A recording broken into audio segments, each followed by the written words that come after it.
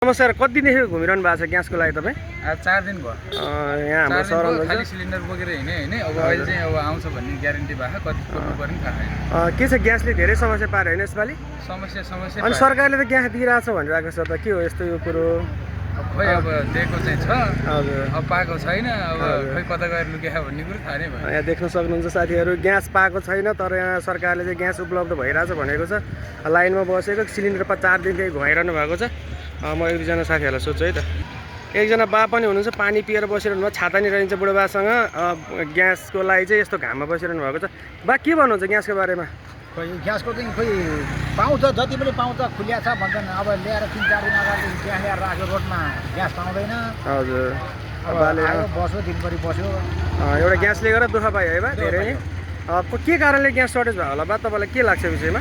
खोइ अब यो थाहा नै भएन हामीलाई त के कारणले भने। यस्तो बुढो मान्छे पनि लाइनमा बसिरहनु भएको छ, छाता पनि छैन। साथीहरू देख्न सक्नुहुन्छ। म अरूसँग नि यस्तै गरी इन्टरभ्यू लिन्छ है त। साथीहरू एकजना भाइ छ स्टुडेन्ट, कुन घर कहाँ भाइ?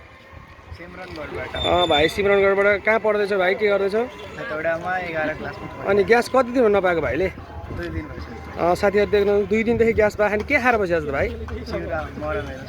ल हेर्नु साथीहरू, चिउरा खाएर बसिरहनु भएको छ भाइले। अब आज चाहिँ ग्यास पाउने के आश छ कि छैन भाइ तिमीलाई? देख्न सक्नुहुन्छ ग्यासको लाइनमा छ भाइ, पढ्न पनि परिरहेको छ तर चिउरा खाएर बसिरहेको। ल साथी, यस्तो स्थिति छ है हेटौँडामा। ल साथीहरू देख्न सक्नुहुन्छ, यस्तो ताल छ हेर्नु। ल सबै साथीहरूले नमस्कार। आन्टी कहाँबाट आउनुभएको छ? म यहीँ राजदेवी होटलबाट। किन ग्यासको लाइनमा हुनुहुन्छ? कति बेर भयो लाइनमा आउनुभएको चाहिँ? लाइनमा आएको आधी घन्टा जति भयो, म त भर्खरै आयो। आन्टीलाई यहाँ घाम पनि छ, घाममा बसिरहनु भएको छ।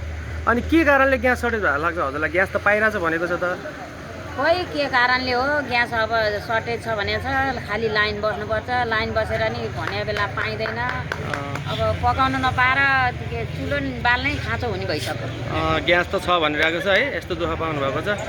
खोइ यसमा चाहिँ अब अलि हाम्रो नेपाल सरकारले अलिकति ध्यान दिएर जनताहरूलाई अलिक सुविधा दिनुपर्ने। अब यो नेपाल सरकारको गडबडी हो कि अब व्यापारीहरूको व्यापार सङ्घको गडबडी हो? अलिक गडबडी भयो हो कि न बाहिरबाट ग्यासै नआयो? अब यो चाहिँ हामीले बुझ्न सकेको छैन। यहाँ देख्न सक्नुहुन्छ धेरै महिलाहरू हुन्छ, घरमा चुलो बनेको छैन, सबैजना यहाँ यस लाइन लाएर बस्नु भएको छ। ल आज ग्यास आउने सम्भावना के छ हजुरलाई, के लाग्छ? खोइ अब आउँछ 12-1 बजीसम्म भन्नुभएको छ। अब आउने नआउने अब पर्ख्यौँ, अब हेरौँ के हुन्छ। हस्,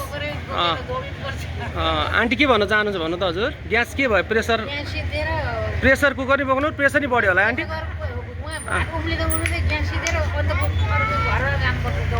कस्तो गाह्रो आन्टी, धेरै नै गाह्रो भएको छ आन्टीलाई। ल हेर्नु त यहाँ यस्तो यस्तो समस्या भएको है। अब ल यस्तो यस्तो समस्या छ। ल आन्टी आज चाहिँ आओस् ग्यास भन्ने है, धन्यवाद। ल यो सानो दिनु भएकोमा। देख्न सक्नुहुन्छ पुरै यस्तो ताल छ ग्यासको। यसमा 7 बजीदेखि लाइनमा बस्नु भएको साथीहरू हेर्नु।